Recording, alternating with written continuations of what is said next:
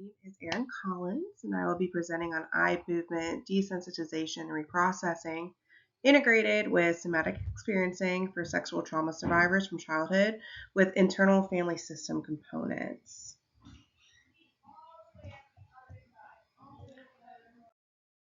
So the order of this presentation will include an overview of EMDR, so eye movement, desensitization, and reprocessing, SE, also known as somatic experiencing, and IFS, internal family systems.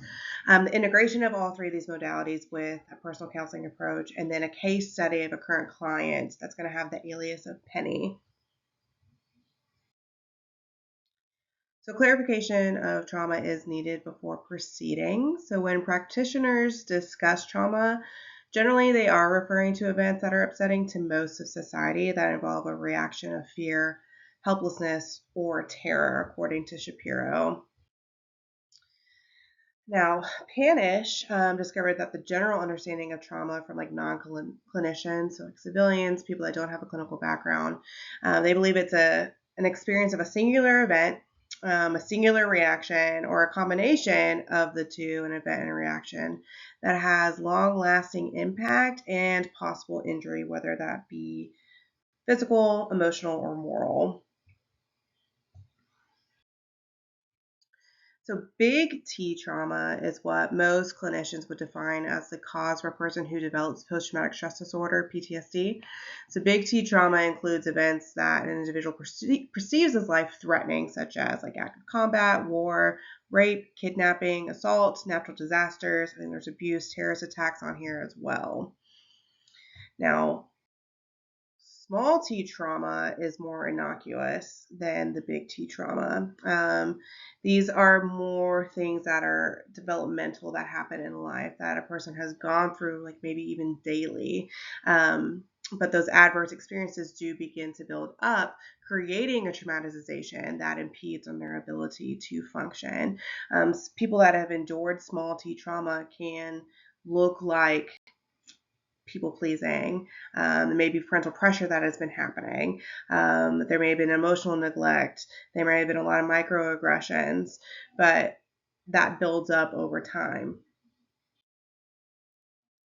So something is traumatic to a person when there is an emotional shock, according to Shapiro, and when that emotional shock cultivates a substantial and long lasting psychological damage to the mind. So it can be the big T trauma or it can be the small t trauma. So PTSD symptoms kind of incorporate two forms simultaneously, but they're also incredibly opposing. So we have avoidance. So that's where we don't want to talk about anything that's been traumatic because we want to avoid all of the symptoms, all of the memories, all of the feelings, simulations altogether. But then there's also intrusion where you're not allowed to avoid it because it's just coming into your mind anyway. And both of those things are happening at the same time in the mind when PTSD is present. So EMDR has been deemed with empirical backing as a safe and effective trauma approach. EMDR differs from other modalities in that clinicians ask their clients to concentrate on a disturbing aspect of a memory and then allows the client's mind to kind of move wherever it needs to move during either a set of eye movements or another form of bilateral stimulation. So tapping, I think there's audio, and then also anything else that kind of moves both sides of the body in order to treat the emotional difficulties because then the emotions are able to be able to process. EMDR focuses on the client's troubling feelings, thoughts, physical sensations, and behaviors that are related to the presenting problem. So EMDR integrates psychodynamic theory and cognitive behavioral therapy to address the feeling, thoughts, physical sensations, and behaviors. EMDR was first developed by Francine Shapiro in 1987 on accident, which I love. It's a holistic and integrative therapy that was specifically designed to treat traumatic memories. So EMDR is based on the adaptive information processing or AIP model, where there is a belief of a physiological processing system that's already existing in the brain, and adaptive processing occurs when there are new associations that forge with the older material that's already within the brain. So the AIP theory is that if information from a traumatic event is not processed fully, then the initial distressing perceptions or sensations of that event are stored, are stuck. So Shapiro actually came up with 7 different phases, original phases for EMDR. So I'm going to go through each one. Once EMDR is assessed as an appropriate psychotherapeutic approach for a client, the clinician will ask specific questions about the client's personal history, characteristics, and reactionary patterns. So getting a full history. It also includes identifying the specific scene or picture that needs to be specifically processed, while also assessing the readiness of change for the client, because sometimes clients aren't ready to change and partake in the healing journey. Even if they say they want to, they may not be able to. The clinician and client will also develop a treatment plan once those first 2 steps have been completed in the first phase. Phase 2 includes ensuring the client is prepared for the therapeutic process by establishing a trusting relationship between client and practitioners. Rapport is very important, but this is considered the preparation stage. So phase 2 can span like multiple sessions in order for the client to ensure that they understand the expectations of the treatment. And so it can be one if the client is very well resourced and prepared, but it could also be multiple sessions. So it's really important to have those calming skills set to utilize through treatment. The third phase includes the clinician's assessment of where the aspects of the targeted traumatic event need to be processed. So this will be the EMDR therapist assessment. The therapist would use the picture or scene identified in a phase 1, so that was from the history gathering, to explore the negative beliefs about the self, so about the client, that are associated with it. So this is where the traumatic memory processing actually begins, not until phase 3. Phases 1, 2, and 3 are the foundation for comprehensive treatment and reprocessing. So this is where they locate the body sensations to be unlocked. Phase 4 starts the actual desensitization. It focuses on the client's disturbing emotions and sensations related to that target, so related to the traumatic memory or the event. The practitioner will use SUDs, so a subjective unit of distress, to rate and measure the severity of the experience in the client. So the ability to identify the automatic associative process allows for the client to identify and resolve similar events that may be linked to their target but shouldn't be linked. The fourth phase also is where there's like the visual image, the target, the negative belief, body sensation, whatever it is identified, and the practitioner is able to say, okay, so whatever happens is going to happen. So the clinician can move their fingers back and forth in front of the client's eyes, but can also use tapping, like I said before, or alternative hands or auditory stimulation to help with the bilateral stimulation. So after the eye movement or whatever the bilateral stimulation is, the client is able to let go of the material. And so once the client is able to let go of the material, the target, the memory, whatever it is, it's maladaptive, the clinician can ask, hey, what do you get now? So then the client describes bodily sensations after that and any images that are now in their mind. So then the new material becomes the new focus, the new target. So the cycle is repeated several times, as many times as needed for the client. But as negative imagery and beliefs become diffused, newer positive, self-empowering, realistic beliefs become much stronger. So phase 5 is where installation occurs. The goal of the 5th phase is to fully incorporate and enhance the strength of those positive beliefs that were beginning to be developed in the 4th phase, but actually install them solid, have a strong foundation in the client. And so the client has to identify and replace their negative self-belief with the more realistic, empowering, and positive self-belief. The start of the 5th stage is identified by the client not being overwhelmed when recalling the original memory. So if the client is still having an emotional charge to any of the targets that are being discussed, the fifth stage cannot be implemented.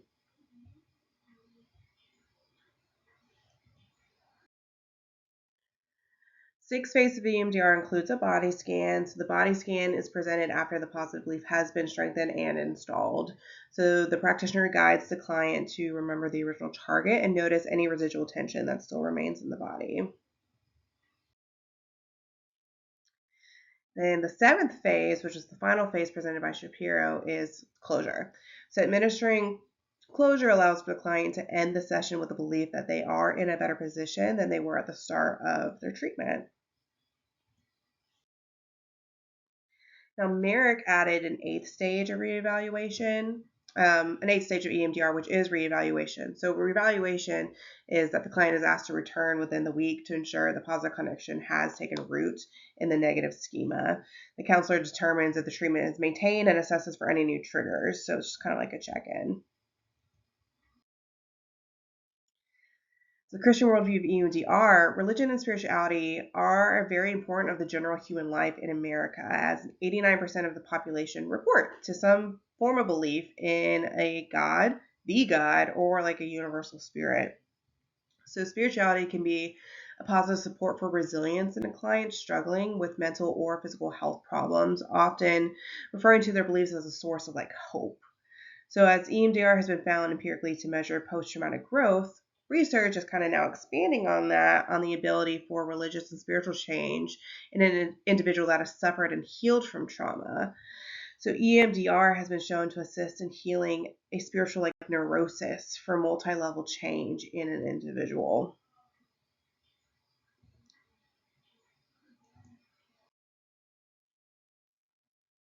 Right, so then we're going to move into the second modality, which is somatic experiencing, so SE.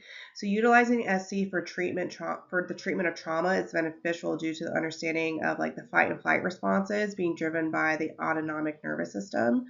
So through sensory motor approaches, somatic experiencing, individuals can gain control over their traumatic responses by regulating their autonomic arousal, and that cultivates a sense of safety. So they're able to gain control, regulate the nervous system, and feel safe.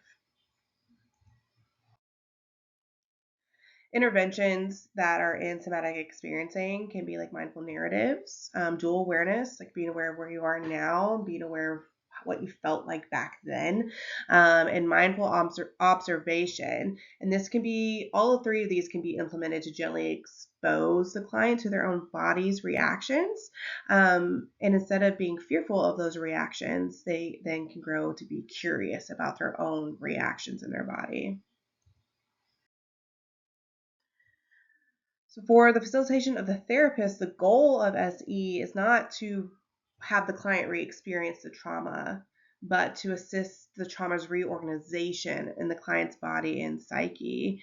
So with the goal of reorganization being primary, the client does not have to remember details of their traumatic experience, which differs from a lot of other modalities. The purpose of SE is to assist in reorganizing the trauma as opposed to re-experiencing it.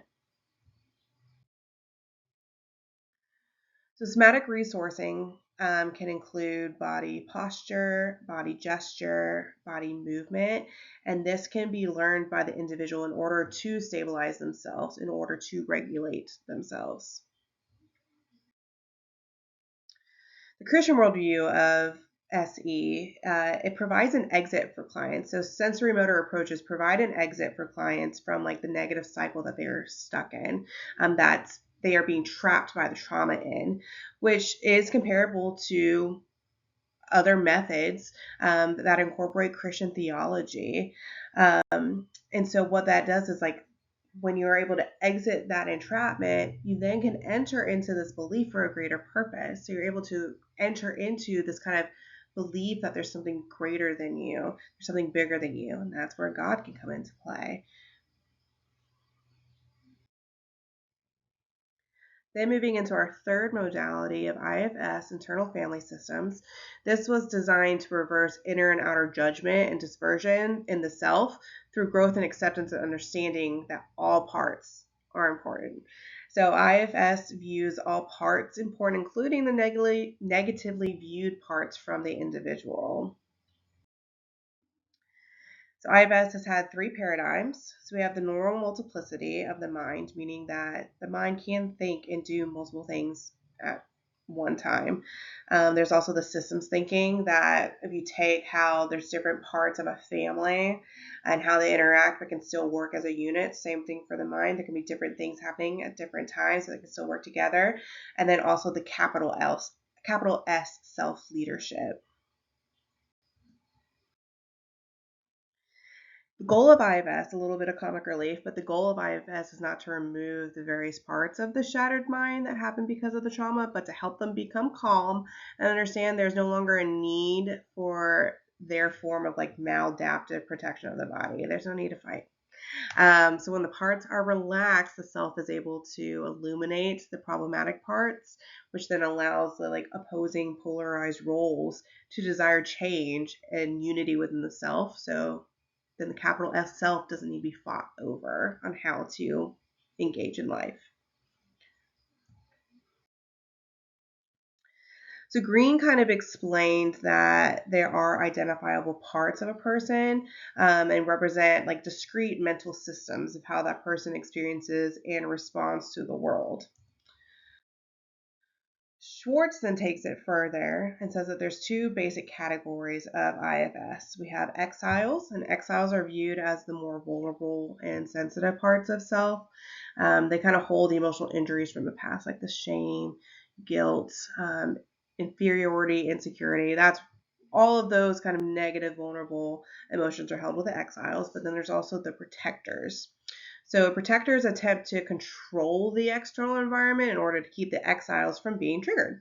The protectors can then be broken down into two additional parts. So there are the managers. Managers are the parts that attempt to maintain order, control, and efficiency to prevent any further emotional pain. Firefighters are used in more of like an emergent situation. So they're considered emergency responder, like real life firefighters. And it's when there's a belief of overwhelming emotional pain. It's when a firefighter will take control of the psyche. So Schwartz kind of explained that when the polarized self entrusts that they will be heard by the capital S self, they are less likely to interfere, which then minimizes the disruption in day-to-day functioning. So those maladaptive coping strategies or behaviors are not as present because the different parts don't feel that there needs to be any of that form of coping because the self can be trusted. The Christian worldview of IFS, it's been shown to assist in connecting like inner healing and wisdom with the framework that individuals are innately spiritual beings and that humans are innately spiritual beings. We're able to utilize a spiritual dimension in the therapeutic space. So now, integration between EMDR, SE, and IFS, they've been shown to all have kind of a neurobiological impact in the treatment of trauma. So with the integration of various trauma-focused approaches, the provider, the therapist, is able to work more creatively with their clients and focus on not activating the amygdala, so not activating the alarm system to try and find where the root cause is for the client's disruption, but offering more of like a soothing of the client's nervous system, which then gives freedom from having to link past events to current stressors. So IFS and EMDR are complementary in that they're both phase-oriented treatments. That means that they kind of have the ability to titrate up or down to address the needs of the client, so they're very flexible. IFS also allows for the individual to recognize their own internal ego states that permits for deeper exploration of the client through EMDR in assessing the underlying mechanisms that causes the traumatic responses. So IFS can actually help EMDR be even a more in-depth exploration. SE approach, somatic experiencing, aligns really well with the EMDR protocol because there is more choice that's brought to the client, so more control, which is really important for people who have been traumatized. And so the client is then also able to have like multi-sensory inputs, which can create empowerment for a more personalized neuromodulation once the EMDR is really set into place. So the goal of integration is to allow for like stronger reconnection within the client. The therapeutic journey that is mindful through the client's sensations, movements, emotions, and thoughts as they influence session allow for the reconnection of the body, beliefs, and emotions. And so that's the goal of this integration, is for the body, beliefs, and emotions of the client to be connected.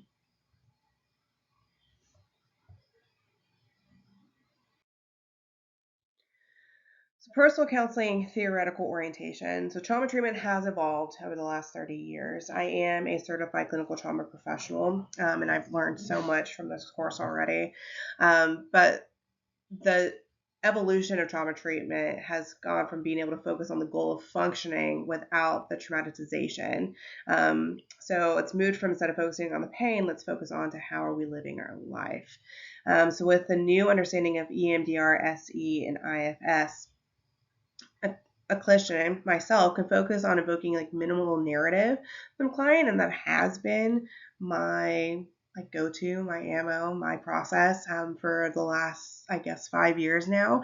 And with this now new understanding of how we can integrate different approaches, specifically EMDR, SE, and IFS, I've been able to see my clients move quicker through the process because they don't need to actually process through things because it's not actually impacting their day to day.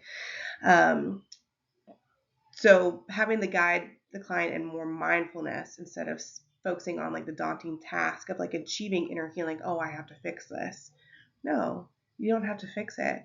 You get to live your life. And so that's kind of where I've already adjusted the last few weeks, which has been amazing. So when a person experiences like developmental trauma, meaning making and like core faith beliefs can be corroded. So IFS and SE approaches, they can address like the range of disassociation and traumatized individual experiences. And this adds the potential for a person to reconnect with themselves as well as God. So it's kind of like utilizing these approaches can help prepare an individual for a healthy relationship with Christ. So Counted, they actually outlined a missional psychotherapy that coupled theological and psychological insights. And this was created so that there could be an avenue for a traumatized individual to locate themselves in God's story. So IFS and SE can be integrated with a missional psychotherapy. So from the clinician, from the therapist, due to the flexibility that all three of these provide in therapeutic process. So now I want to go into Penny. So she is one of my current clients. She's been with me for over 4 years. Penny's presenting problems were related to interpersonal violence. That's why she first came to see me. But once she achieved the goals of creating safety in her environment, memories and connections began to occur that related to physical and sexual abuse from multiple family members in her childhood. So when she first entered into treatment, Penny reported to having a history of anxiety, and she had seen it grown over the year prior to coming to see me. She was still able to function and had existing coping skills, but she reported to her day-to-day functioning be very difficult. Penny reported to feeling despondent, very sad sometimes. After rapport had been established, she then disclosed that she had exposure to multiple death threats, serious injuries, and sexual violence within her family. She reported that finding it hard to go to sleep and had like persistent avoidance of any stimuli that was associated with the traumatic events. She told me, I feel so ashamed that this happened because it was my family. She reported to always being afraid and feeling like she needs to be protected. She also had some issues with like irritability, problems with concentration, exaggerated star response, sleep disturbances, all of that. So very clearly PTSD. She's experienced a plethora of barriers to her progress and treatment over the last 4 years. The first one literally took 2 years to overcome, and that was her abusive and violent relationship with her paramour. Penny learned how to regulate herself through use of somatic approaches. Even back then, I was using somatic approaches, which allowed for more rational thought to be present, giving her the space for implementation of healthy boundaries. So Penny was also financially dependent on her paramour, and that was due to financial abuse that we were able to work through and kind of highlight through therapy that she was enduring. So Penny is now managing her own money and has set even more healthy boundaries of not allowing other family members like her mother impede on her financial well-being. Another barrier is that Penny has two children that are on the autism spectrum disorder. And this was a barrier because there's such a lack of resources in my area particularly. But she's done a fantastic job of advocating for her children. And they now have appropriate resources, with her eldest daughter actually graduating from high school this past spring. So huge accomplishment. But now we've gotten to like her biggest barrier, even though these are plenty, but her biggest barrier has been her avoidance of discussing her sexual abuse from her father. So within the last 2 months since I've been in this course, Penny has been open to IFS and SE approaches. I have used jargon from EMDR. I personally don't feel it's ethically sound decision to utilize EMDR when I've only had this to kind of help. I'd like to get more training in that, but I have used like, hey, let's go with that. What's happening now? So some of those things that we've seen throughout this course and using that vernacular. Um, and so the SE approaches were reviewed. So she has done that before with me, and they positively impacted her at the start of treatment. So we use them again. Currently, she's practicing daily posture with like straightening of her spine and her head being held high when she has an intrusive memory. It's becoming easier for her to automatically do that to not feel so encumbered by the traumatic memories. And due to her progress in not avoiding those thoughts and feelings, she's actually experiencing more nightmares within the last few weeks. And she's done a great job of like getting up and gaining more control of herself when she's in the waking state. She recently said that she does not feel as overwhelmed due to feeling more in control of her body, even when memories or nightmares occur. She's been able to tell me she doesn't need to feel the shame. Penny has also been willing to openly discuss her exile part that is filled with her shame and fear of others knowing about the incest she endured. She has welcomed her managers in her avoidant behaviors and has exposed herself to situations such as sharing her story with her pastor just in the last 2 weeks and confronting her mother in the last week to show her protector part that she is safe being in control and does not need to avoid or hide her thoughts or feelings with others. She's doing so great.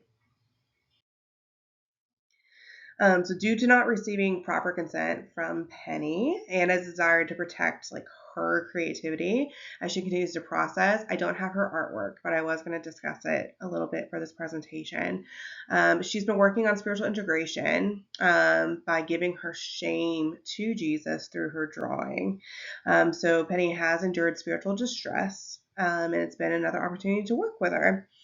Spiritual distress can be explained as like an isolating and tension-filled experience that reflects painful interpersonal loss, a desire to belong, and existential uncertainty with like acute spiritual pain.